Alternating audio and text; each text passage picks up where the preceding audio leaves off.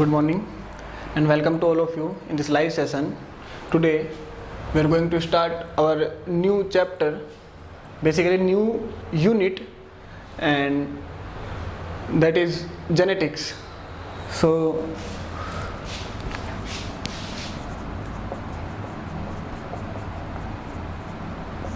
genetics important chapter है और शानदार, अच्छा, ठीक है, देखेंगे इसको अभी आगे अच्छे से। जेनेटिक्स बायोलॉजी की एक ब्रांच है। इसके अंदर क्या पढ़ते हैं हम लोग? इसके अंदर ये पढ़ते हैं कि एक जनरेशन से दूसरे जनरेशन के अंदर जो कैरेक्टर्स बेसिकली जेनेटिक इंफॉर्मेशन, जो एक जनरेशन से दूसरे जनरेशन में इंफॉर्मेशन जा रही है, उनकी स्टडी। क्लियर है? तो एक तो जा रही है और उनके जाने की वजह से दूसरे जनरेशन में कितनी वेरिएशंस आ रही हैं, उन दोनों के कलेक्टिव स्टडी को क्या बोलेंगे? जेनेटिक्स। क्लियर है? तो देखते हैं, दो टर्म आती है हमारे पास। एक जहाँ पर कैरेक्टर्स एक जनरेशन से दूसरे जनरेशन में ट्रांसफ़र हो रहे हैं, ट्रांसमिशन हो रहा है, और उस टर्म को बोलते हैं हेरिडिटी। क्लियर है? Heredity means transmission of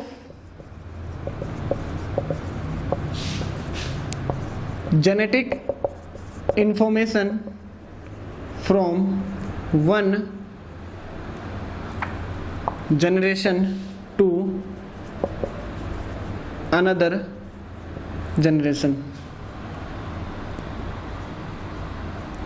Transmission of genetic information from one generation to another generation. Clear है? तो एक जनरेशन से दूसरे जनरेशन में ट्रांसफर जो इन्फॉर्मेशन हो रहे हैं, कौन सी इन्फॉर्मेशन? Genetic information. और होंगे कैसे? गैमेट के थ्रू होंगे। सेक्सुअल रिप्रोडक्शन में हमने देखा था कि जब दो गैमेट फ्यूज होते हैं, एक मेल गैमेट और एक फीमेल गैमेट, तो उन दोनों के फ्यूजन के बाद जायगोट बनेगा, और जायगोट के बाद आगे क्या होगा? उसकी प्रोजेनी बनेगी, मतलब एम्ब्रियो के बाद फिर वो प्रोजेनी में कन्वर्ट हो जाएगा। ठीक है? तो गैमेट के पास अगर मेल गैमेट है तो उसके पास मेल के सारे इंफॉर्मेशंस वहाँ पर प्रेजेंट होंगे। अगर वो फीमेल गैमेट है तो फीमेल के जितने भी इंफॉर्मेशन है उसके पास वो सारे प्रेजेंट हैं। क्लियर है? तो मेल और फीमेल गैमेट दोनों एक कंप्लीट इंफॉर्मेशन लेके आया है दो अलग अलग पेरेंट से। ठीक है? एक आया मदर से और एक आया फादर से। दोनों के फ्यूजन के बाद बनेगा जायगोट और फिर प्रोजेनी का फॉर्मेशन होगा बाद में। तो उस प्रोजेनी के अंदर जो बोले तो क्या डिफरेंस आ रहे हैं as compare to their parents, उनके पेरेंट्स के कंपेयर में उन प्रोजेनी के अंदर कितने वेरिएशंस आ रहे हैं, उन्हीं सबको कलेक्टिव फॉर्म में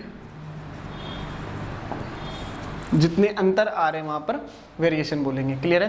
तो हेरिडिटी और वेरिएशन दो अलग अलग टर्म हैं और दोनों की कंप्लीट स्टडी को जेनेटिक्स बोलते हैं। क्लियर है? तो जेनेटिक्स क्या है?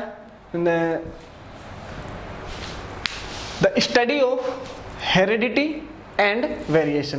क्लियर है? The collective study of heredity and variation, दोनों की कलेक्टिव स्टडी को क्या बोलेंगे? जेनेटिक्स बोलेंगे। क्लियर? इस चीज को समझने की कोशिश कर रहे हैं। यहाँ पर हेरिडिटी का नाम आया, इस हेरिडिटी से रिलेटेड एक और वर्ड है और वहाँ पर बहुत ही ज़्यादा कन्फ्यूजन होता है। शुरू में क्लियर कर देता हूँ क्योंकि बाद में फिर कन्फ्यूज मत होना। और बेसिकली जब कॉम्पिटिटिव एग्जाम में ऑप्शन सेलेक्ट करने का नंबर आता है तब वहाँ पे जाके इनका बहुत रोल होता है इनका। ठीक है? और वैसे कोई खास इफेक्ट नहीं करेगा, लेकिन आपको पता होना चाहिए क्योंकि चैप्टर आगे तक निकल जाते पढ़ते पढ़ते और बेसिक छूट जाता है पीछे। एक है हेरिडिटी और एक दूसरा वर्ड मैं यहाँ पे लिखता हूँ, दूसरा वर्ड है इनहेरिटेंस। बहुत सुना होगा सबने इनहेरिटेंस। इनहेरिटेंस क्या है? इनहेरिटेंस ये inheritance is also the transmission of genetic information. Clear? Mother और फादर, पेरेंट्स, दोनों पेरेंट्स से जो इंफॉर्मेशन प्रोजेनी के पास चलकर आ रहा है उन्हीं को क्या बोलेंगे? इनहेरिटेंस। तो यहाँ पर भी तो यही है। अब दोनों में डिफरेंस क्यों आया? अभी देखना डिफरेंस क्यों आया। डिफरेंस का रीजन क्या है? ये वेरिएशन है। कैसे समझने की कोशिश करना। अगर सारे के सारे इंफॉर्मेशन जो पेरेंट्स के पास हैं क्या वो प्रोजेनी के पास आ जाएंगे? प्रोजेनी में क्या वो आ तो जाएंगे? अपीयर होना, क्या वो अपीयर होंगे? तो सारे के सारे A to Z total overall सभी के सभी इंफॉर्मेशन प्रोजेनी में ट्रांसफर तो होंगे ही, क्योंकि गैमेट तो आ रहा है, फ्यूज हो रहा है, तो इंफॉर्मेशन तो है उसके पास, प्रोजेनी के पास, बट क्या वो अपीयर हो पाएंगे उसमें? तो अपीयर नहीं हो पाएंगे। क्यों नहीं हो पाएंगे? क्योंकि सेम कैरेक्टर, जैसे कि सपोज करते हैं ये मेरी नाक है, तो नाक लंबी, छोटी, पैनी, पतली जो भी होगी, इसके लिए इंफॉर्मेशन मदर और फादर दोनों से आया है मेरे पास। क्लियर? अब दोनों से आया है तो डिसाइड कौन करेगा कि ये किसकी तरफ जाएगा, मदर की तरफ जाएगा या फादर की तरफ जाएगा? इन सब चीजों को देखेंगे आगे। तो या तो ये मदर से जो इंफॉर्मेशन आया है ये उसके ऊपर अपना अपीयरेंस दिखाएगा, या फिर फादर के ऊपर दिखाएगा, या फिर दोनों का कलेक्टिव को एक ऐसा फॉर्म होगा, तो उन सबको देखेंगे। तो मेरा सिंपल बेसिक सा कहने का मतलब ये है कि जितने भी इंफॉर्मेशन आते हैं प्रोजेनी के पास वो सभी के सभी उसके अंदर अपीयर नहीं होते हैं। क्लियर है? सभी के सभी अपीयर होंगे तो कैसे हो पाएंगे? दोनों पेरेंट्स के सारे उसके अंदर अपीयर होंगे क्या? तो ऐसा पॉसिबल नहीं है, और उसी की वजह से तो वेरिएशन आ रहा है।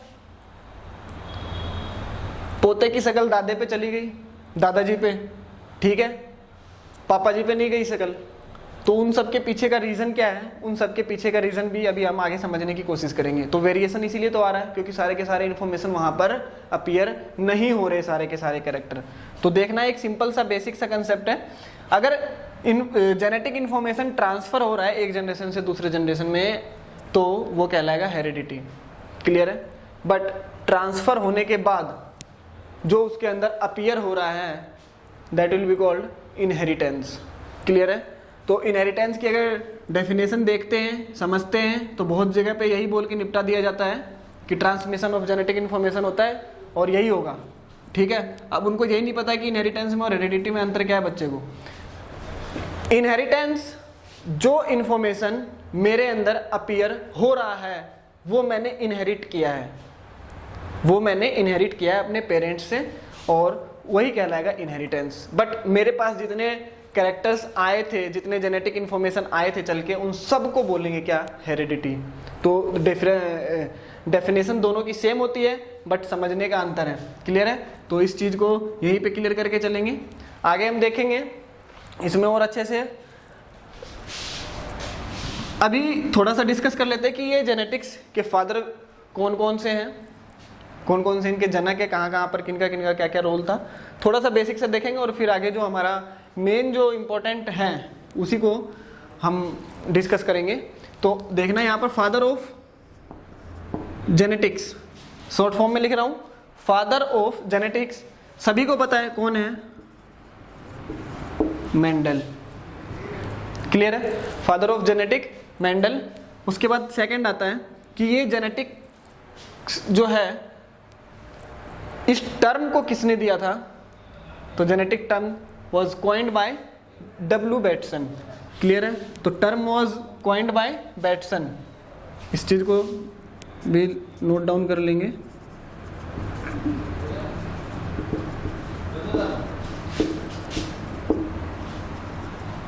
बैटसन ने इस टर्म को दिया था। उसके बाद next father of modern genetics, short form में लिख रहा हूं, ये पूरा कंप्लीट सेंटेंस आएगा, फादर ऑफ मॉडर्न जेनेटिक्स। तो मॉडर्न जेनेटिक्स के फादर कौन है? तो यही है, कौन? बैटसन। क्लियर? उसके बाद नेक्स्ट आता है father of experimental genetics, father of experimental genetics, E for experiment. Father of experimental genetics Morgan. और इन सब को देखेंगे। मॉर्गन ने ड्रोसोफिला के ऊपर अपना एक्सपेरिमेंट किया था और यहाँ से इन्होंने बहुत सारी चीज़ें दी थी जेनेटिक्स के अंदर, जो हम आगे जाके देखेंगे पोस्ट मेंडेलियन जेनेटिक्स के अंदर देखेंगे। क्योंकि मेंडल जो है ये फादर ऑफ जेनेटिक्स है, तो पूरी जेनेटिक्स को दो पार्ट में डिवाइड कर दिया गया। हम करेंगे कौन कौन से पार्ट है। एक तो प्री मेंडेलियन जेनेटिक्स है कि मेंडल मेंडलिज्म जो है, जो मेंडल ने दिया था वो है, और उसके बाद और क्या क्या वहाँ पर जेनेटिक्स के अंदर साइंटिस्ट ने बताया बाद में जाके, जो नए नए साइंटिस्ट आए, तो वो सारे कौन से हैं, पोस्ट मेंडेलियन जेनेटिक्स है। एक मेंडेलियन जेनेटिक्स है, एक पोस्ट मेंडेलियन जेनेटिक्स है। तो हम अभी बेसिकली मेंडल के जेनेटिक्स को पढ़ेंगे। क्लियर? तो इसने ड्रोसोफिला के ऊपर अपना एक्सपेरिमेंट किया था और बहुत सारी चीज़ें यहाँ से दी थी, लिंकेज, ठीक है, और आगे इसने रिकॉम्बिनेशन का भी इसमें रोल बताया था। तो इन सबको हम आगे जाके देखेंगे, मॉर्गन को, जो इसने अपने एक्सपेरिमेंट के ऊपर बताया था। ठीक है, आज हम बेसिक अपना मेंडलिज्म पढ़ेंगे और अगर नेक्स्ट सेशन में दोबारा मौका मिला तो इसी को हम आगे कंटिन्यू करेंगे। क्लियर है? Father of experimental genetics modern, and last है फादर ऑफ ह्यूमन जेनेटिक्स। ठीक है, तो ये है गैरोड, ए गैरोड। क्लियर? तो ये अपने 2-4 साइंटिस्ट हैं, उनके नाम को ध्यान रखेंगे, कभी पूछ लिया जाता है एग्जाम में। तो अभी हम अपना चैप्टर स्टार्ट करते हैं बेसिकली मेंडलिज्म का। तो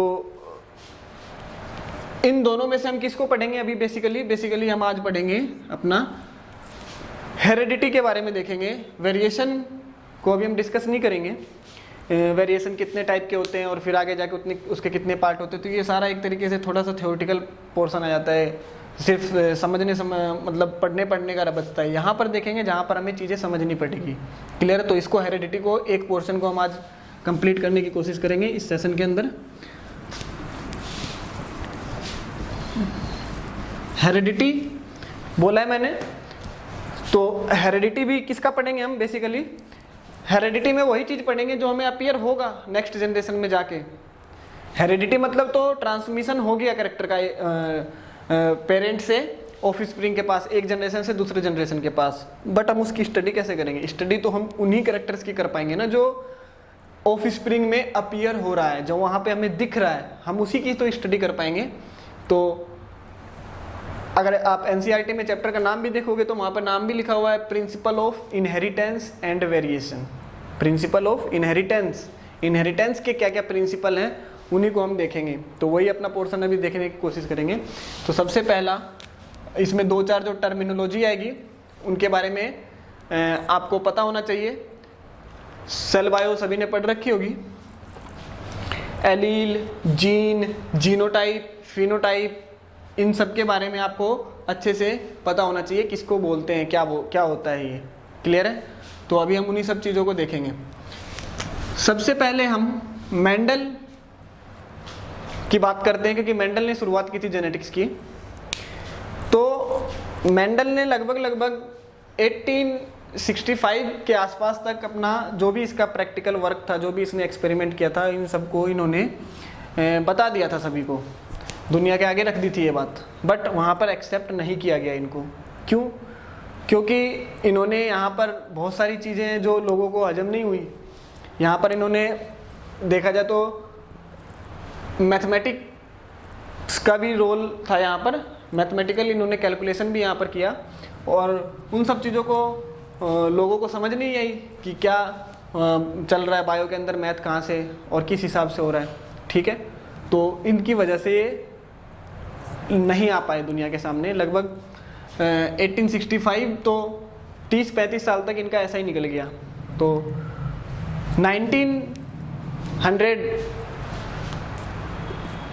19 जब आएंगे हम इधर 1901 तब जाके इनका पता चला लोगों को।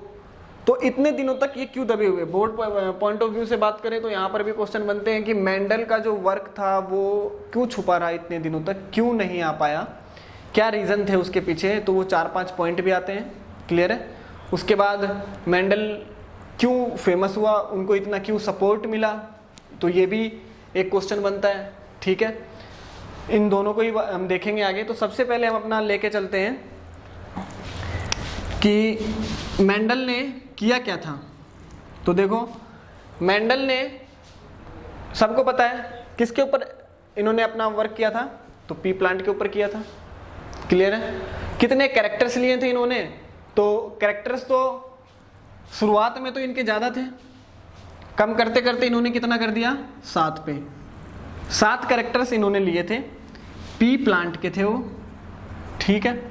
और ये सातों के सातों कैरेक्टर के ऊपर इन्होंने अपना पूरा वर्क किया और लोगों को बताया।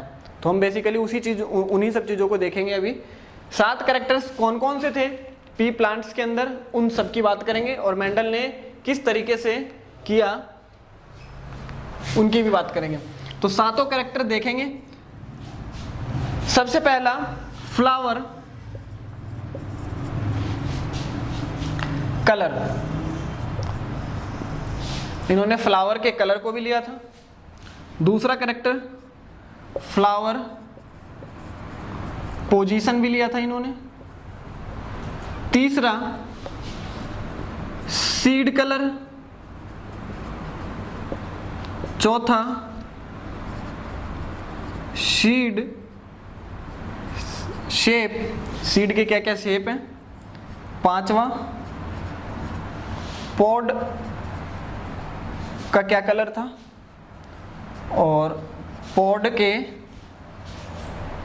कितने शेप थे। Flower colour, flower position, seed colour, seed shape, pod colour, pod shape, और एक लास्ट में उस प्लांट की हाइट।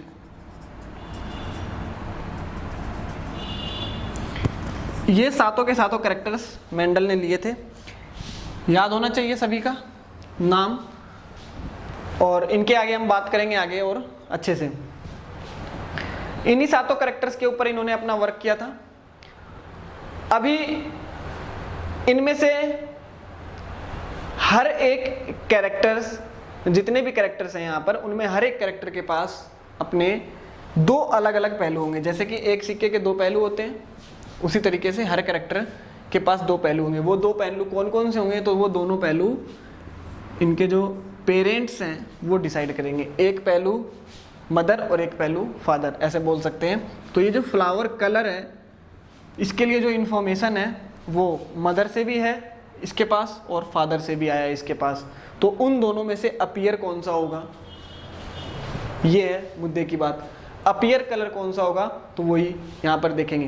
तो जो कलर डोमिनेंट है, वही जो कलर डोमिनेंट का मतलब जो कैरेक्टर डोमिनेंट है, जो ट्रेट डोमिनेंट है। एक कैरेक्टर के 2 अलग अलग पहलू, तो 2 अलग अलग ट्रेट, कॉन्ट्रास्टिंग ट्रेट। तो जो ट्रेट डोमिनेंट होगा वो यहाँ पर डोमिनेंट करेगा।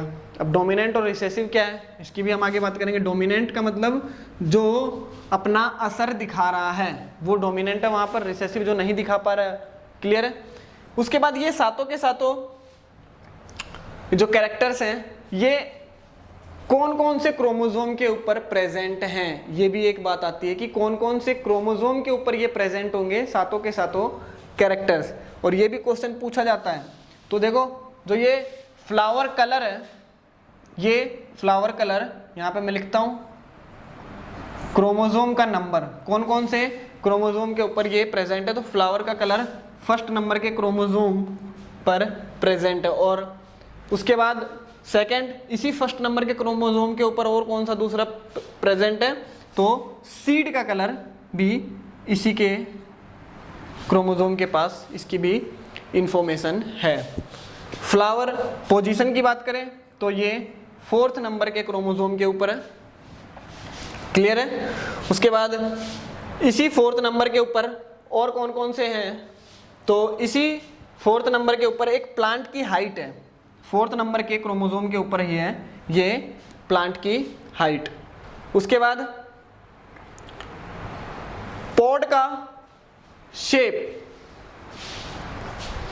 क्लियर।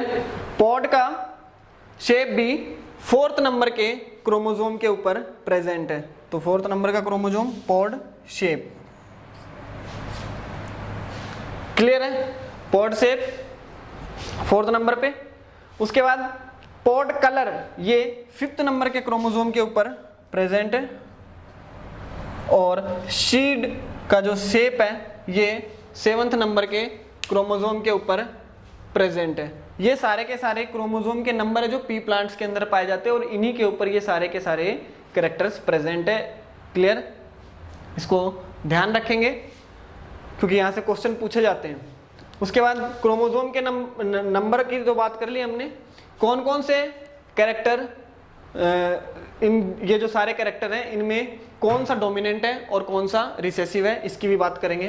तो यहाँ पर मैं लिखता हूँ डोमिनेंट का और यहाँ पर रिसेसिव का।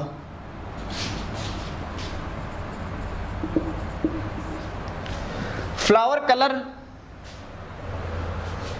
Flower position, seed colour, seed shape, pod colour, pod shape और प्लांट की हाइट, ये सारे के सारे इतने कैरेक्टर्स हैं और इन्हीं के बारे में कौन सा डोमिनेंट होगा और कौन सा रिसेसिव होगा, इसी की बात करेंगे अभी। तो देखो फ्लावर कलर, फ्लावर कलर में डोमिनेंट कलर कौन सा होगा, तो डोमिनेंट कलर होगा यहाँ पर वॉयलेट। और इसका रिसेसिव कौन सा होगा, तो रिसेसिव होगा वाइट। सबकी आगे बात करेंगे, घबराने की कोई बात नहीं है। Flower position, flower position dominant जो है इसका वो होगा एक्सियल पोजीशन, कि एक्सियल पोजीशन पे फ्लावर जो है वो डोमिनेंट रहते हैं, और रिसेसिव जो है वो टर्मिनल पोजीशन जो है इसका। क्लियर है। उसके बाद सीड कलर, इस पी प्लांट के अंदर जो सीड है उसके कलर कौन कौन से, तो सीड कलर के अंदर येलो कलर डोमिनेंट होगा, ध्यान रखेंगे, और रिसेसिव होगा इसका ग्रीन कलर। वहीं सीड शेप की बात करें तो सीड शेप कौन कौन से हो सकते हैं, एक तो राउंड हो सकता है और एक रिंकल्ड हो सकता है। पॉड कलर, पॉड कलर भी येलो और ग्रीन यही दो होते हैं, बट यहाँ पर जो डोमिनेंट कलर है वो है कौन सा, ग्रीन, और येलो जो है वो रिसेसिव है। उसके बाद आगे पॉड शेप, तो पॉड शेप या तो ये इनफ्लेटेड होगा, मतलब कि पूरा प्रॉपर शेप में होगा तो इनफ्लेटेड, या फिर कॉन्स्ट्रिक्टेड होगा। वहीं अगर प्लांट हाइट की बात करें तो हाइट जो है वो टॉल एंड ड्वार्फ। तो ये पूरी टेबल आप बना लेंगे, इंपॉर्टेंट है और पूछा जाता है यहां से क्वेश्चन। देखो इतना लिखने का मतलब क्या है, ये 7 कैरेक्टर इन्होंने लिए थे, किसने, मेंडल ने। सातों के सातों कैरेक्टर की ये पूरी इंफॉर्मेशन है जो बाद में जाके पता चला था मेंडल ने इसको नहीं बताया। क्लियर है। बाद में जाके ये पता चला कि ऐसे ऐसे, अच्छा यहाँ पे इतने क्रोमोसोम के नंबर के ऊपर ये कैरेक्टर्स प्रेजेंट है, और इनमें जो इन्होंने बताया था उसी के बेसिस पे अब आगे बात करेंगे जो मेंडल ने एक्चुअली बताया। तो मेंडल ने देखो क्या किया, मेंडल ने क्रॉस करवाया प्लांट का, दोनों प्लांट्स थे, एक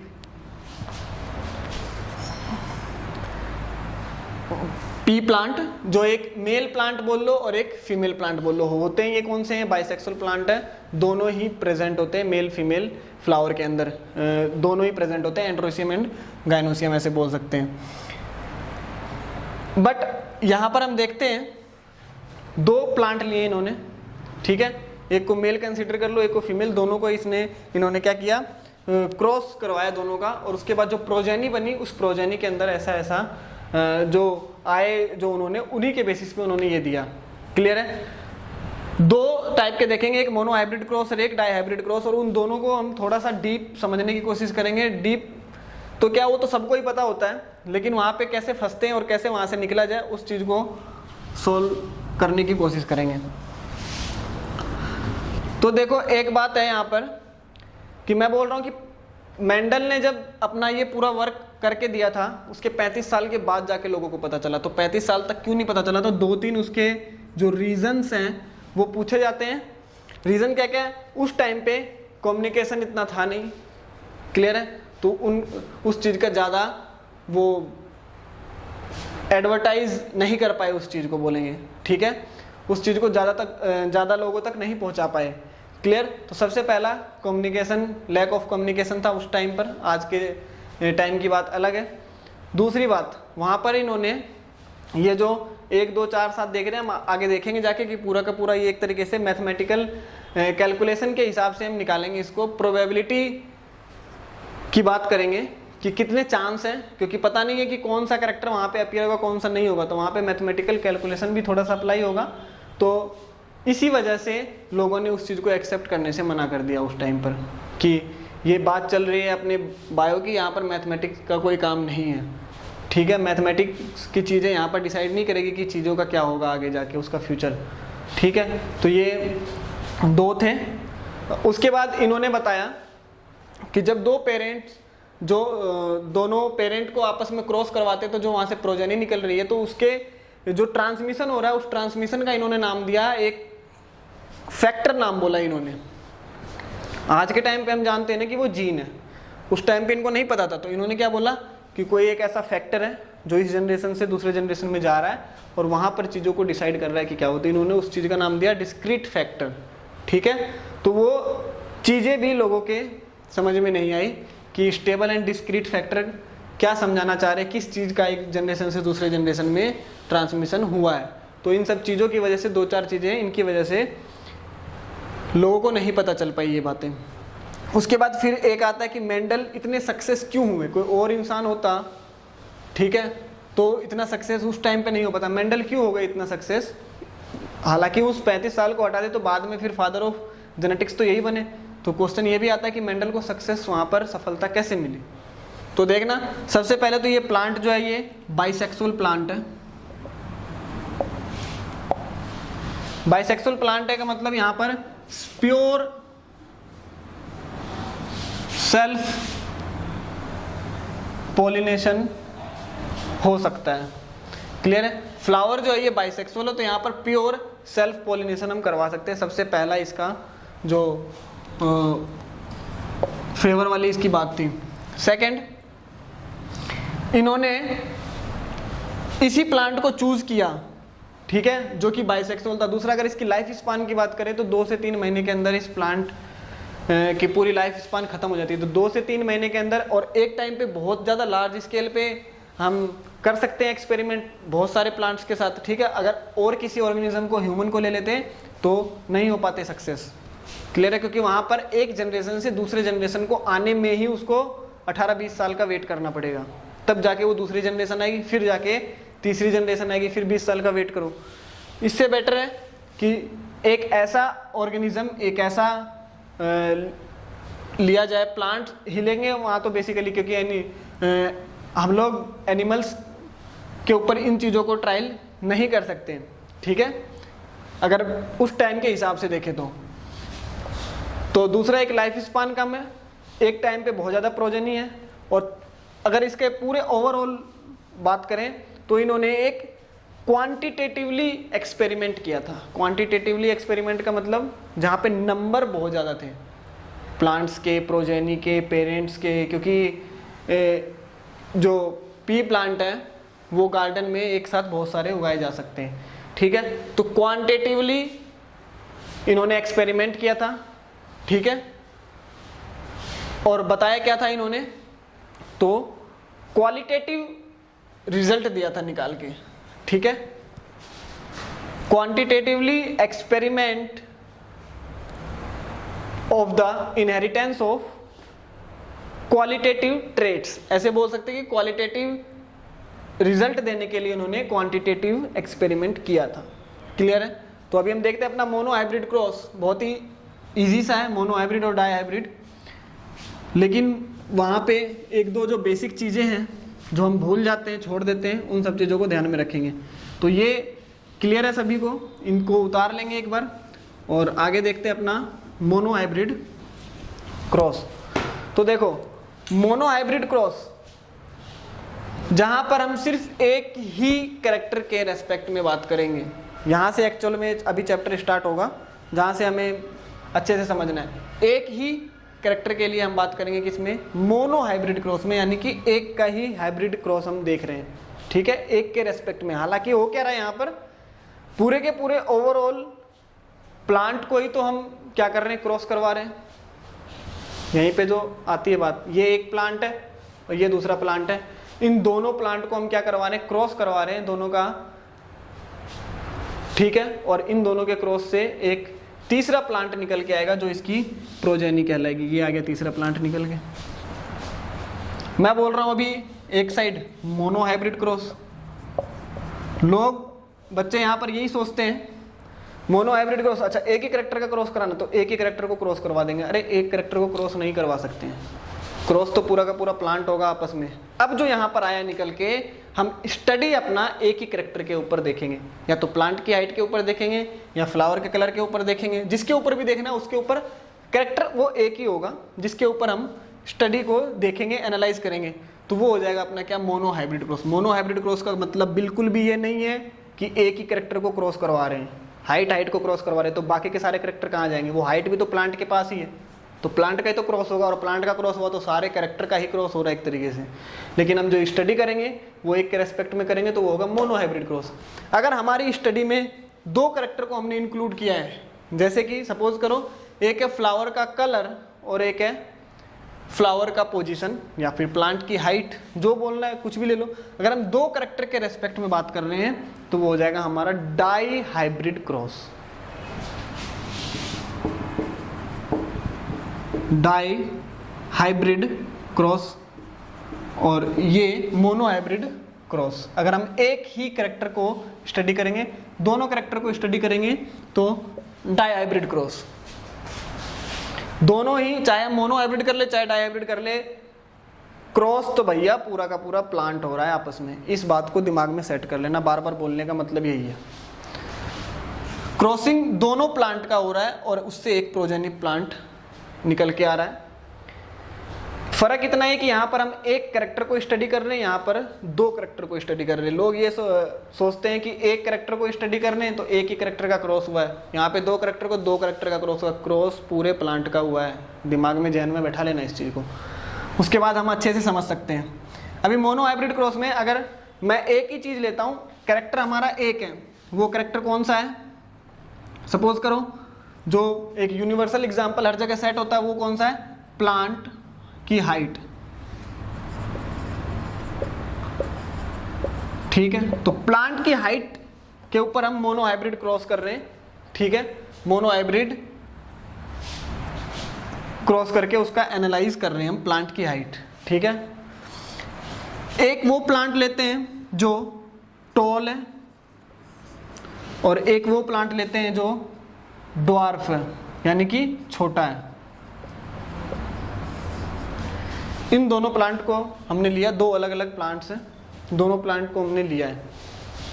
यहाँ पर एक चीज़ समझने वाली बात है कि जो मेंडल ने यहाँ पर एक्सपेरिमेंट किया था तो उन्होंने ऐसे ही नहीं था कि प्लांट को लिया और क्रॉस कर दिया, बहुत सारी चीज़ों का उन्होंने ध्यान रखा था। चूँकि ये प्लांट जो है ये मोनोइसियस प्लांट है, ऐसे बोलो, फ्लावर जो है इसका बाइसेक्सुअल है, दोनों ही वहाँ पे मेल और फीमेल पार्ट दोनों ही प्रेजेंट है फ्लावर के अंदर।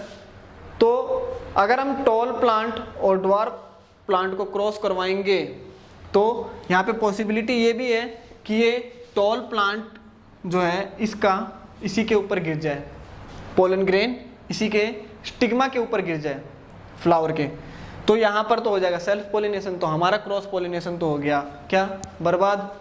ठीक है, हम चाहते हैं कि टॉल को ड्वार्फ के साथ क्रॉस करवाएं और फिर जो एक प्रोजेनी निकल के आ रही है वो इन दोनों के क्रॉस की होनी चाहिए। पता चला कि दोनों को क्रॉस तो करवाया लेकिन जो प्रोजेनी है वो इस बेचारे की सेल्फ पोलिनेशन वाली प्रोजेनी आ रही है, हम समझ रहे हैं उसको कि वो क्रॉस होकर प्रोजेनी आ रही है, तो वहाँ पर भी दिक्कत है। या फिर वो प्रोजेनी पता चला कि ड्वार्फ वाली की आ गई सेल्फ पोलिनेशन होके। ठीक है, तो हम तो उसको नहीं देखने जा रहे हैं कि वहाँ पर पोलन ग्रेन, कौन से पोलन ग्रेन को वहाँ पर एक्सेप्ट किया है स्टिग्मा ने, किसके साथ उसका अंदर जाके फॉर्मेशन हो रहा है, कौन सा पोलन ग्रेन वहाँ पर आगे बनाने में मदद कर रहा है प्रोजेनी को, ये तो हमें नहीं पता है कि वो टॉल प्लांट का ही है या फिर जो हमने ड्वार्फ प्लांट के साथ उसको वहाँ पर लगाया है वो ड्वार्फ प्लांट का है वो पोलन ग्रेन। तो इसके लिए इन्होंने क्या किया, इमेस्कुलेशन वर्ड का नाम सुना होगा, surgical removal of anther. Anther को पकड़ो और कैंची से काट दो, तो surgical removal of anther is known as emasculation. Emasculation technique का भी इन्होंने यूज किया मेंडल ने। उसके बाद बैगिंग और टैगिंग, तो बैगिंग का मतलब उस इमेस्कुलेटेड फ्लावर को बैग से आप पूरा कवर कर दो। ठीक है, उसके ऊपर टैग लगा दो, जो भी उसके ऊपर डिटेल उसकी लिखनी है इन्फॉर्मेशन, तो वो बैगिंग और टैगिंग। तो इन तीनों टेक्निक का इन्होंने यूज किया था मेंडल ने, इमेस्कुलेशन, बैगिंग एंड टैगिंग। किस लिए, to prevent the self pollination. Clear है, तो सेल्फ पोलिनेशन को प्रिवेंट करने के लिए तीन जो टेक्निक है, इन तीनों टेक्निक का इन्होंने यूज किया था, इमेस्कुलेशन, बैगिंग और टैगिंग, इन तीनों टेक्निक का इन्होंने यूज किया और फिर आगे जाके देखा था। तो हम बात करेंगे अभी अपना मोनो हाइब्रिड। इन तीनों का नाम भी ध्यान रखेंगे क्योंकि ये भी क्वेश्चन में पूछा जाता है। मेंडल ने इनका बखूबी यूज किया है इन तीनों टेक्नोलॉजी का, किस लिए? सेल्फ पॉलिनेशन से प्रिवेंट करने के लिए। तो अभी हम मोनो हाइब्रिड क्रॉस पढ़ेंगे और देखेंगे आगे। तो मोनो हाइब्रिड क्रॉस में हम क्या ले रहे हैं? प्लांट की हाइट, जो एक टॉल प्लांट है और एक डॉर्फ प्लांट है। अब यहाँ पर हम आगे इसके जीन्स की बात करेंगे कि टॉल प्लांट और डॉर्फ प्लांट को बनाने के लिए। तो अगर अब मैं बात करूं यहाँ पर कैरेक्टर, तो इस मोनो हाइब्रिड क्रॉस के अंदर हमने कैरेक्टर कौन सा लिया है? कैरेक्टर है अपना हाइट।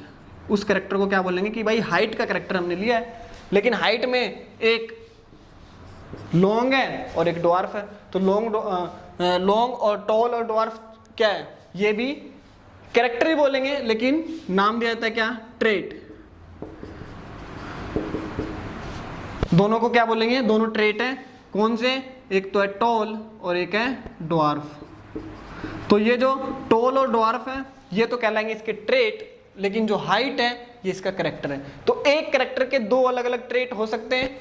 इस कैरेक्टर को डिसाइड करने के लिए जो जीन है वो भी पेयर में प्रेजेंट होगा, ये हम सबको पता है, सेल बायो के अंदर देखा हुआ हमने। और एक जीन के लिए दो एलील होते हैं, क्लियर है? तो अगर इसके लिए कोई एक जीन है, उस जीन को हम कोई सा भी नाम दे सकते हैं। उस जीन को नाम दे दिया हमने टी नाम का जीन है जो कि हाइट को बना रहा है, क्लियर है?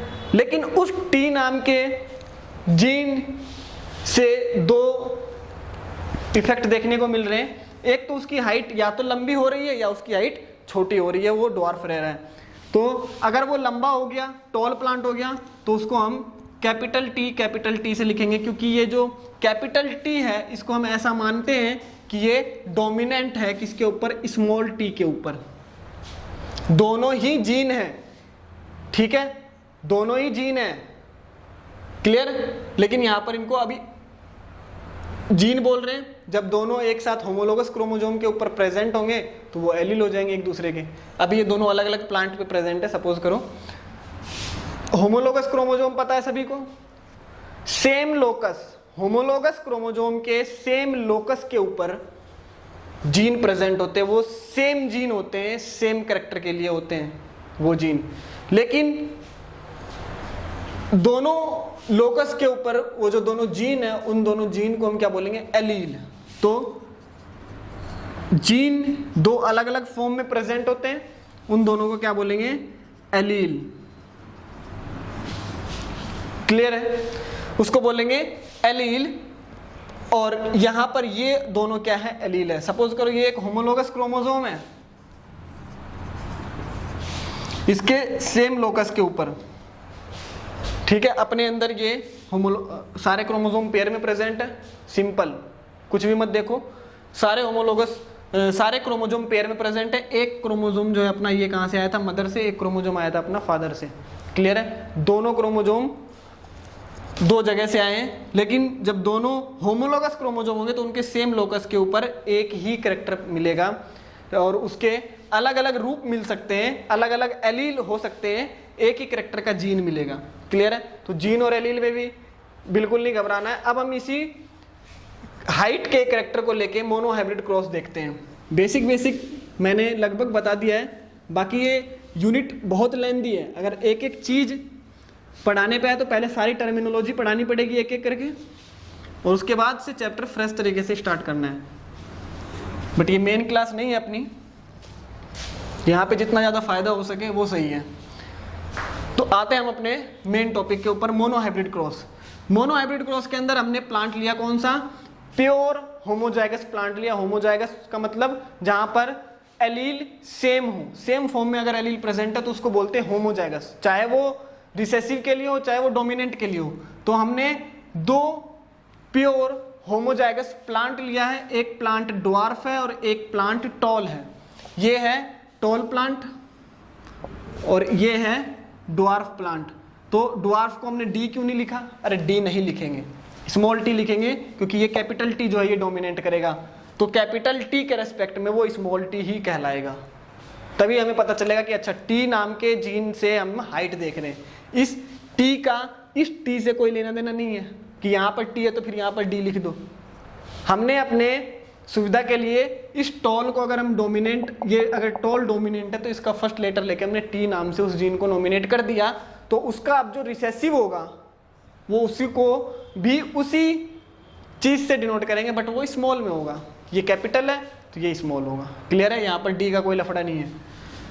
अब कैपिटल टी और स्मॉल टी ये दो अलग अलग प्लांट है, एक टॉल प्लांट है, एक डॉर्फ। इन दोनों को हमने क्रॉस कराया तो अभी इससे गैमेट कितने बनेंगे? गैमेट बनेंगे, अब ये कैपिटल टी का मतलब क्या है ये समझो पहले। इसके पास जो एक क्रोमोसोम है प्लांट की, किस चीज के लिए? प्लांट की लेंथ के लिए, यानी कि प्लांट की हाइट के लिए जो यहाँ पर जीन प्रेजेंट है वो कौन से क्रोमोसोम के नंबर पे है? तो वो 4 नंबर क्रोमोसोम पे वो प्रेजेंट है प्लांट की लेंथ। अभी हमने देखा था, अभी 4 नंबर का जो क्रोमोसोम है वो पेयर में होगा कि नहीं होगा? तो ये एक पेयर के अंदर ये 2 होमोलोगस क्रोमोसोम है, चौथे नंबर का क्रोमोसोम है ये। हम ऐसा बोलेंगे कि ये एक क्रोमोसोम जो है ये मदर से आया है और ये एक क्रोमोसोम जो है ये इसके पास फादर से आया है, मेल प्लांट से आया था, ये फीमेल प्लांट से आया था, जो भी है, ठीक है। एक मदर से आया, एक फादर से आया। इन दोनों के सेम लोकस के ऊपर, ये सेम लोकस है, सेम लोकस के ऊपर क्या प्रेजेंट है? प्लांट की लेंथ का जीन प्रेजेंट है और वो है इस लोकस के ऊपर। इसके नीचे वाले, इसके ऊपर कोई दूसरा प्रेजेंट होगा, हमें उससे मतलब नहीं है, हमें तो अभी एक से ही मतलब है। ये जो 2 पॉइंट मैंने दिखाए हैं ये है दोनों। यहां पर क्या प्रेजेंट है? तो हाइट के लिए जीन प्रेजेंट है। अब वो एक ही जीन के 2 अलग अलग रूप, वो दोनों क्या कहलाएंगे? एलील। तो ये भी कैपिटल टी है और ये भी कैपिटल टी है, यानी कि चाहे ये वाला जीन आ जाए चाहे ये वाला जीन आ जाए, दोनों अपना डोमिनेंट इफेक्ट शो करेंगे वहां पर जाके। डोमिनेंट क्या है, कैसे डोमिनेंट क्यों होता है, इसकी अभी हम आगे बात करेंगे। तो ये दोनों डोमिनेंट, तो ये क्या है?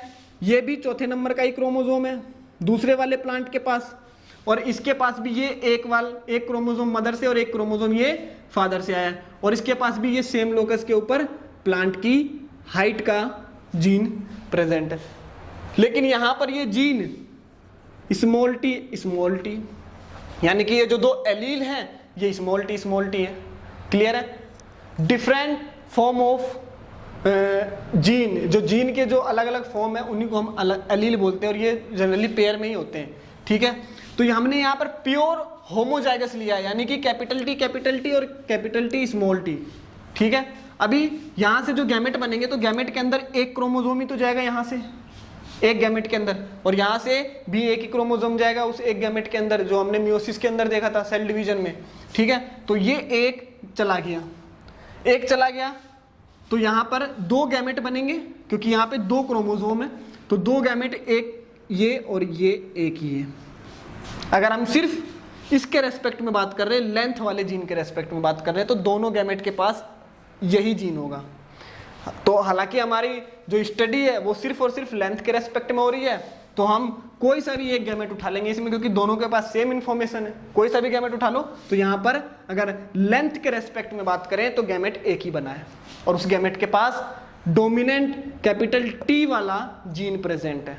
ठीक है, सिर्फ लेंथ के रेस्पेक्ट में अगर एक कैरेक्टर इसके साथ और जोड़ दें तो बात बदल जाएगी, बट लेंथ के रेस्पेक्ट में एक बना है, क्या? गैमेट। ध्यान रखेंगे इस बात को। कैरेक्टर अगर दूसरा जुड़ गया लेंथ के साथ तो गैमेट बन जाएंगे 2। कैसे? यहां पर ये प्रेजेंट है, इस लोकस के ऊपर सपोज करो पॉड के कलर का प्रेजेंट है, पॉड का कलर कौन सा है?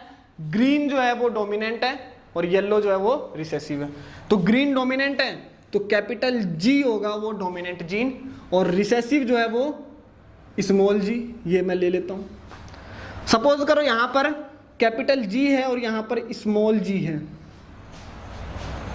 जो हम डाई हाइब्रिड क्रॉस में देखेंगे अभी आगे जाके। कैपिटल जी स्मॉल जी, क्लियर है?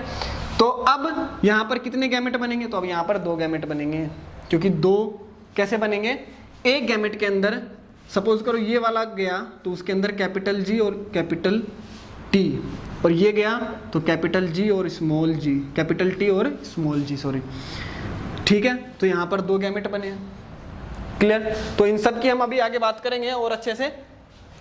यहाँ पर मैं सिर्फ ये बोल रहा हूँ कि हमने एक ही गैमेट क्यों बनाया है, इसकी बात कर रहा हूँ। तो यहाँ पर कोई सा भी ले लो तो लेंथ के रेस्पेक्ट में तो गैमेट एक ही होगा, ये कैपिटल जी, और यहाँ पर भी लेंथ के रेस्पेक्ट में गैमेट एक ही बनेगा, वो है स्मॉल टी, क्लियर है।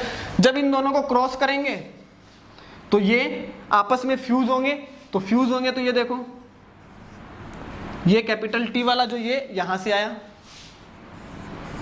और ये स्मॉल टी वाला जो यहां से आया था चल के, तो यहां पर इसका जीनोटाइप क्या हो गया, कैपिटल टी और स्मॉल टी, ठीक है। अब हालांकि ये दोनों जीन आपस में एक दूसरे के साथ आए हैं, तो अब यहाँ पे डिसाइड ये करना है कि कौन सा डोमिनेंट है और कौन सा रिसेसिव है। लिख दिया है कैपिटल टी तो डोमिनेंट कैपिटल टी ही होगा, ये हमने अपनी सुविधा के लिए बनाया है, वहां पर उसको कैसे पता चला।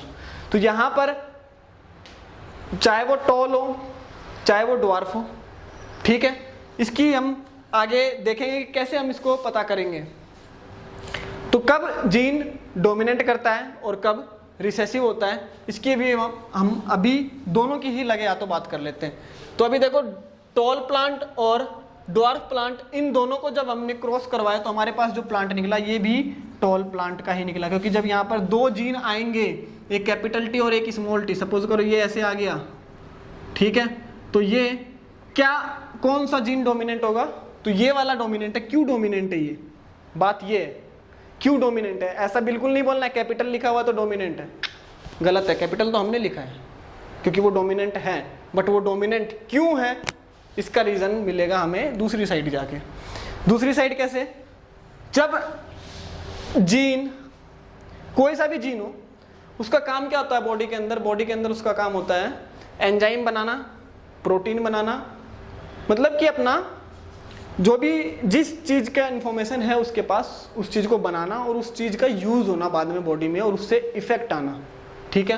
तो अगर एंजाइम बनाता है कोई भी जीन और उस जीन के अंदर अगर म्यूटेशन हुआ तो म्यूटेशन होते 3 तरीके के, उसके एक्शन के ऊपर 3 तरीके से वो इफेक्ट करेंगे।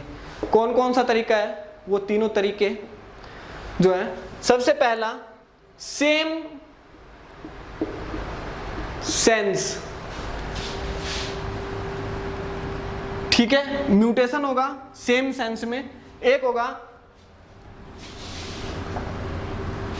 मिस सेंस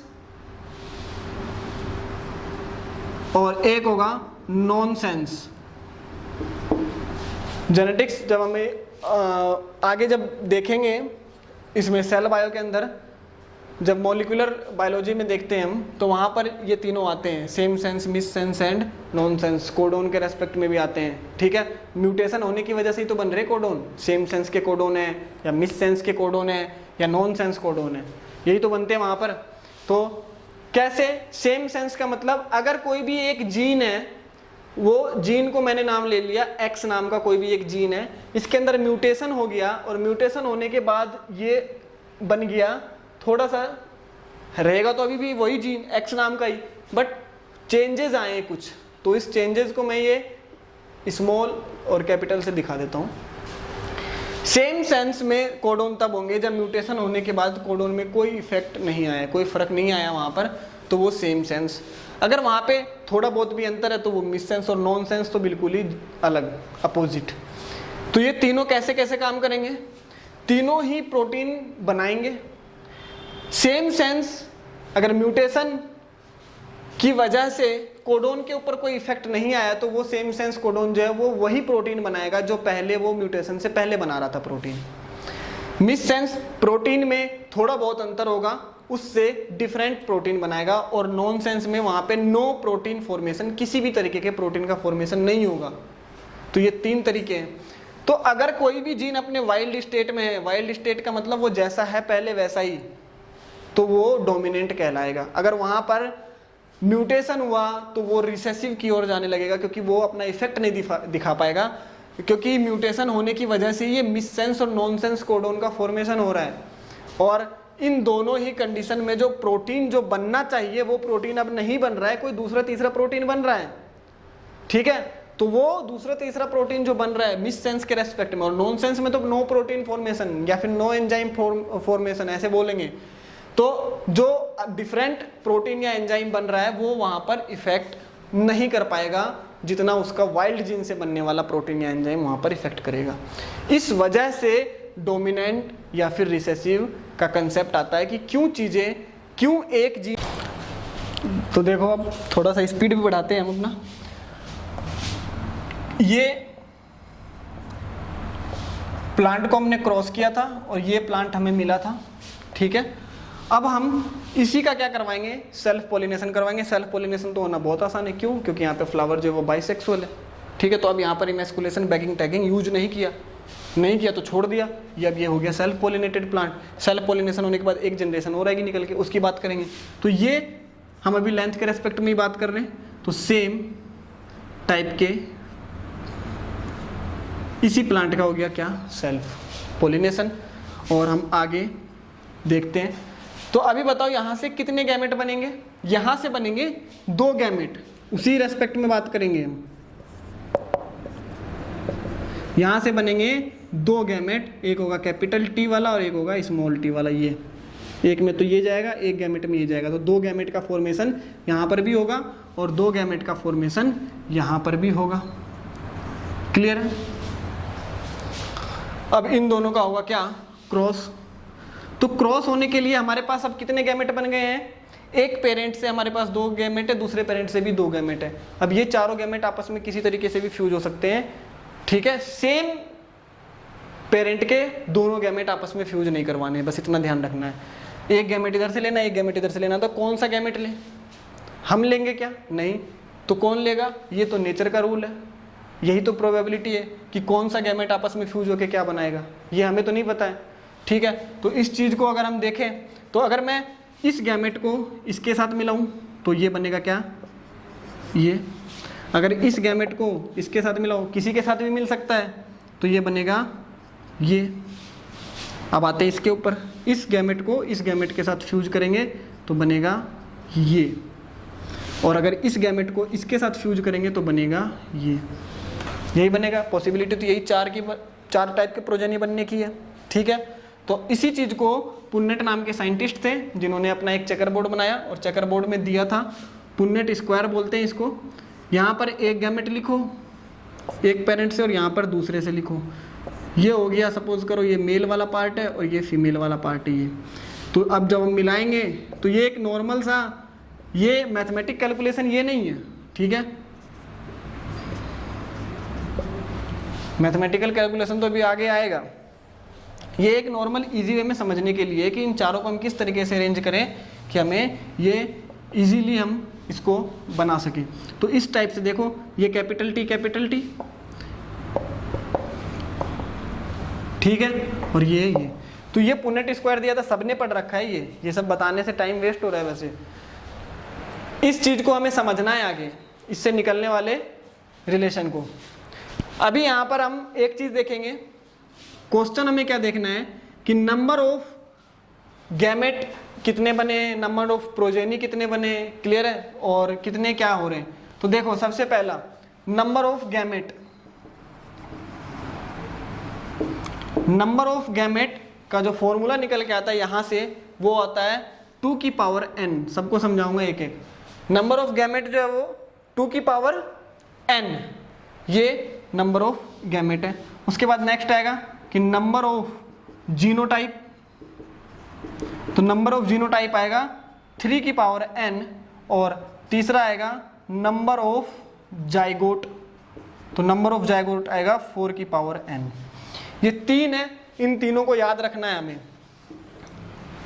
और इजी हो जाएगा ये। नंबर ऑफ गैमेट देखो, ये जो n है, n is equal to number of heterozygous gene, ठीक है, हेटेरोजाइगस पेयर्ड। कितने हेटेरोजाइगस के पेयर प्रेजेंट है वहां पर। यहाँ पर हेटेरोजाइगस का कितना पेयर है, एक पेयर है, एक ही तो है ये कैपिटल टी स्मॉल टी, ये एक ही तो हेटेरोजाइगस है, ठीक है। अगर इसके साथ दूसरा वाला कैरेक्टर आता और वो भी अपने हेटेरोजाइगस वाले कंडीशन में होता तो फिर दो हेटेरोजाइगस हो जाते पेयर। यहाँ पर अभी एक हेटेरोजाइगस पेयर है, तो एक हेटेरोजाइगस पेयर तो n की वैल्यू 1। नंबर ऑफ गैमेट कितने बनेंगे 2 की पावर 1, तो नंबर ऑफ गैमेट बनेंगे यहाँ पर 2। कौन कौन से, एक ये गैमेट, एक ये गैमेट। नंबर ऑफ गैमेट कितने बने 2। नंबर ऑफ जीनोटाइप, इसके क्रॉस होने के बाद कितने नंबर ऑफ जीनोटाइप बना सकता है ये, ठीक है, जिसके पास एक हेटेरोजाइगस कंडीशन है। तो नंबर ऑफ जीनोटाइप 3 की पावर n, 3 की पावर n। यहाँ पर देखो जीनोटाइप 3 की पावर n कैसे, एक तो ये, एक ये और एक ये दोनों सेम जीनोटाइप है, तो 1 2 और 3। तो नंबर ऑफ जीनोटाइप 3 की पावर 1 अगर लगाएंगे, हेटेरोजाइगस एक ही है, तो यहाँ पर 3 की पावर 1 इज इक्वल टू 3 क्या, नंबर ऑफ जीनोटाइप। उसी तरीके से नंबर ऑफ जाइगोट, तो जाइगोट तो 4 है, देखो 1 2 3 4, तो 4 की power n number of heterozygous condition n is equal to. अगर इसी को हम इस वाले लेवल पे बात करें कैपिटल टी और स्मॉल टी वाले पे, तो ये कैसे बनेगा, तो इसका हेटेरोजाइगस कंडीशन है क्या किसी में, किसी में नहीं है, दोनों होमोजाइगस है, प्योर होमोजाइगस है, तो heterozygous n is equal to 0 हो जाएगा। 0 0 पुट कर दो, एक वैल्यू निकल के आ जाएगी। एक वैल्यू कैसे, इसके कितने गैमेट बने, तो इसके एक गैमेट बने। प्रोजेनी कितनी बनी, तो एक ही प्रोजेनी बनी, ये लो। और कितने जाइगोट बने, तो एक ही जाइगोट बने, ये लो, ठीक है। तो जीनोटाइप भी तो एक ही बना, यहाँ पर 3 जीनोटाइप बन रहे थे, यहाँ पर एक ही जीनोटाइप बना यहाँ पर, और एक ही जाइगोट बना है। क्लियर है। तो ये था मोनो हाइब्रिड क्रॉस। अब हम डाई हाइब्रिड क्रॉस पढ़ेंगे। याद रखना दोबारा से, प्लांट तो पूरा का पूरा आपस में क्रॉस हो रहा है, हम कैरेक्टर सिर्फ एक ले रहे हैं, इसीलिए उसको बोल रहे हैं मोनो हाइब्रिड। अगर हम यहाँ पर 2 कैरेक्टर ले लेंगे तो उसी को बोल देंगे हम क्या, डाई हाइब्रिड। अब मैं इसी मोनो हाइब्रिड में ही डाई हाइब्रिड को समझाने की कोशिश करूंगा। एक दूसरा मोनो हाइब्रिड कौन सा है, तो दूसरा मोनो हाइब्रिड है, फ्लावर के कलर के ऊपर ले लो, फ्लावर का कलर वॉयलेट जो है वो डोमिनेंट होगा और वाइट जो है वो रिसेसिव होगा, ठीक है। या फिर किसी और के ऊपर ले लो, फ्लावर कलर के ऊपर नहीं तो ये प्लांट की हाइट है, और प्लांट की हाइट के साथ सीड का कलर ले लो जो हम अभी देख रहे थे। तो सीड का कलर, तो सीड का कलर का जो प्योर होमोजाइगस कंडीशन लेंगे तो सीड तो किस कलर का होता है, येलो कलर का होगा। तो प्योर होमोजाइगस कंडीशन में कैपिटल वाई इसको डिनोट करेंगे। और रिसेसिव है तो स्मॉल वाई, सीड का कलर तो येलो होता है ना, डोमिनेंट, ठीक है। और इसको हम आगे क्रॉस करेंगे तो यही बनेगा सेम, ठीक है, जैसा यहाँ पर हुआ था। और सेम उसी तरीके से जब इसको हम वापस से सेल्फ पोलिनेशन करवा देंगे तो ये वापस से वही बन जाएगा, कैपिटल वाई स्मॉल वाई, यही बनेगा सेम। अब यहाँ पर समझने वाली हमें बात जो याद रखनी है वो क्या है, डाई हाइब्रिड और मोनो हाइब्रिड हमने स्टडी के लिए बना रखा है कि हम एक की स्टडी करेंगे तो मोनो हाइब्रिड, 2 की करेंगे तो डाई हाइब्रिड। बट हो तो दोनों ही रहे वहाँ पर, मतलब पूरा का पूरा ओवरऑल प्लांट जो है वो ही क्रॉस कर रहा है एक दूसरे के साथ। तो स्टडी हमारी अलग अलग हो सकती है, वे ऑफ स्टडी हमारा अलग अलग हो सकता है। हम कभी एक बार एक टाइम पे एक ही कैरेक्टर को स्टडी करेंगे तो वो हमारा मोनो हाइब्रिड हो जाएगा, 2 को कर लेंगे तो डाई हाइब्रिड हो जाएगा, 3 को कर लेंगे तो ट्राई हाइब्रिड हो जाएगा, यही तो होगा। ऐसा नहीं सोचना है कि डाई हाइब्रिड में हम 2 कैरेक्टर को क्रॉस करवा रहे हैं, क्रॉस तो पूरा प्लांट हो रहा है, इस बात का ध्यान रखना है। तो इन दोनों में रिलेशन क्या है, एक लाइन याद रखेंगे कि मोनो हाइब्रिड क्रॉस जो है वही डाई हाइब्रिड क्रॉस को डिसाइड करेगा। क्योंकि हम सिंपल सी बात है, अभी ये मोनो हाइब्रिड क्रॉस है, अभी ये भी मोनो हाइब्रिड क्रॉस है। जब हम इन दोनों को एक साथ स्टडी करने लगेंगे तो हमारा हो जाएगा वो डाई हाइब्रिड क्रॉस, क्योंकि हमने वहां पर 2 कैरेक्टर की स्टडी की है, सीधी सी बात है। तो क्या होगा, dihybrid cross is the multiple of 2 monohybrid cross. Fit कर लेना दिमाग में, बहुत सारे क्वेश्चन सॉल्व होंगे इसके। कैसे होंगे अभी हम देखते हैं। अगर हम इसको पूरे को ओवरऑल एक साथ करें तो देखो ओवरऑल एक साथ कैसे होगा, इन दोनों को एक साथ हमने लिया, क्या बना, कैपिटल टी कैपिटल वाई, ये हमारा एक पेरेंट है, ये हमारा दूसरा पेरेंट है। क्लियर है। जब इन दोनों से हमने बनाया तो हमारे पास गैमेट कौन कौन से बनेंगे, तो गैमेट बनेंगे देखो, ये कैपिटल टी, ये स्मॉल टी यहाँ पर गैमेट बन रहा था, ये कैपिटल वाई बन रहा था और ये स्मॉल वाई बन रहा था। जब बनाएंगे तो ये pure homozygous tall and yellow seed का प्लांट है, प्योर होमोजाइगस कंडीशन में। तो इसके जो गैमेट बनेंगे वो बनेंगे कैपिटल टी और कैपिटल वाई। ये देखो, एक ये और एक ये, क्लियर है। और इसके बनेंगे स्मॉल टी और स्मॉल वाई, एक ये और एक ये दोनों आपस में, क्योंकि ये होमोजाइगस कंडीशन में अभी, ठीक है। जब इनका हम आगे क्रॉस करवाएंगे, इसको और इसको क्रॉस करवाएंगे, तो जो प्रोजेनी बनेगी वो प्रोजेनी कौन सी है? प्रोजेनी है ये,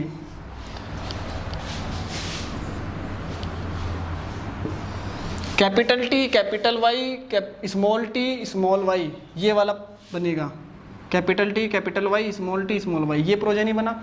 जब हम इसको वापस से क्रॉस करवाएंगे इसी प्लांट के साथ, जैसे कि यहाँ पर करवाया है, ठीक है, तो अब यहाँ पर गैमेट कितने सारे बनेंगे, बात ये है। तो गैमेट का फॉर्मूला लगाओ, कितने सारे बनेंगे?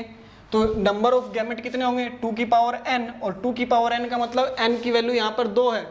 देखो कौन कौन सी वैल्यू है, एक तो ये और एक ये, तो नंबर ऑफ गैमेट यहाँ पर कितने बनेंगे? 2 की power 2 is equal to 4 gamete बनेंगे यहाँ पर। पहले गैमेट कितने बन रहे थे? पहले 2 बन रहे थे अगर मोनो हाइब्रिड लेते, बट हम यहाँ पे डाई हाइब्रिड ले रहे तो 4 गैमेट बनेंगे। देखो 1 2 3 4 इस तरीके से ले सकते हैं, और चारों जो है वो आपस में एक दूसरे के साथ मिलकर, तो ये 4 गैमेट बनेंगे। बना के देखना चाहो देख लो, एक capital T capital Y, capital T small Y, small T capital Y और स्मॉल टी स्मॉल वाई, ये 4 टाइप के गैमेट बनेंगे, ठीक है। इसी फॉर्मूले से निकालना है। और वापस से इसको जब हम चेकर बोर्ड में डाल के बनाएंगे तो वो वापस से कितने बन जाएंगे? तो 16 बनेंगे, क्योंकि यहाँ पर नंबर ऑफ जाइगोट जो है वो 16 होंगे, क्योंकि 4 की पावर n आ जाएगा, n की वैल्यू 2, तो 4 × 4 इज इक्वल टू 16। तो अब हम उसी जाइगोट को लेके देखते हैं। देखो मैं यहाँ पर यही चेकर बोर्ड बनाता हूँ और एक क्वेश्चन इससे रिलेटेड करेंगे। यहाँ पर 4 गैमेट हैं, capital T capital Y capital T small T capital Y और स्मॉल टी स्मॉल वाई, ये 4 हैं, और यहाँ पर भी यही 4 हैं, ठीक है। तो जब हम इसको करेंगे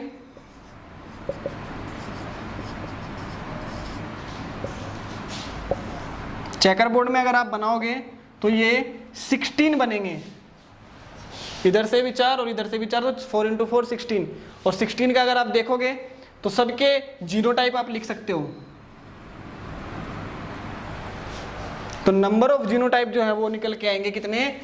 3 की पावर n, यानी कि 9 जीनोटाइप आएंगे निकल के। आप जैसे मर्जी वैसे चाहे बना के देख लो, ठीक है। और उस 9 जीनोटाइप का रेशो क्या होगा? 9:3:3:1। ये 4 टाइप के जीनोटाइप हैं, ठीक है।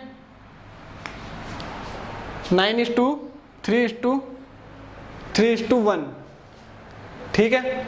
ये आएंगे निकल के, और हमारे पास टोटल ओवरऑल कितने बन रहे हैं? सॉरी, ये 4 जो है ये फिनोटाइप हैं अपने, ये 4 जो है, ये तो 4 तो अपने फिनोटाइप है, इसकी बात नहीं। ये जो 3 की पावर n है, ये नंबर ऑफ जीनोटाइप निकालेंगे तो 9 जीनोटाइप आएंगे। कौन कौन से आएंगे? 1 2 1 और 2 1।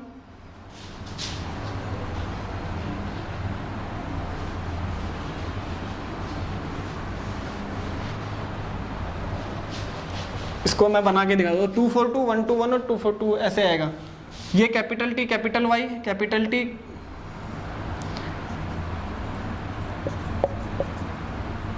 और इसको आप बनाना चाहो बना लो, कैपिटल टी स्मॉल टी और कैपिटल वाई, ठीक है।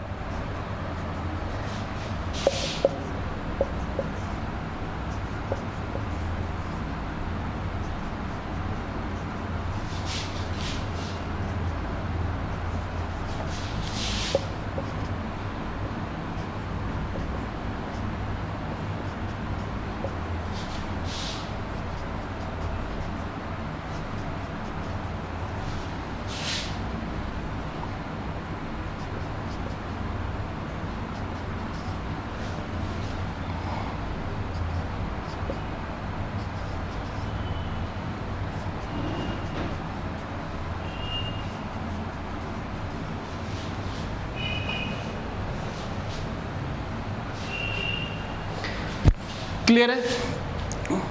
तो ये 4 तरीके से आएंगे निकल के। अभी हम ये जो 16 है इसी को मैंने अभी आपको एक लाइन बताई है कि dihybrid cross is the multiple of 2 monohybrid cross. इस बात को देखेंगे। अगर मैं इधर वाले मोनोहाइब्रिड क्रॉस में सेकंड जनरेशन की बात करूं तो वहां पर ये बना था कैपिटल टी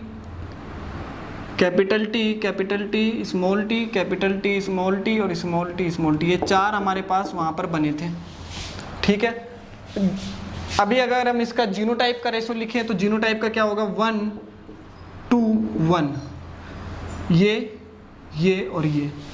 फिनोटाइप का रेशो लिखें तो 3:1, क्योंकि ये तीनों के तीनों टॉल होंगे और ये एक ड्वार्फ होगा तो 3:1।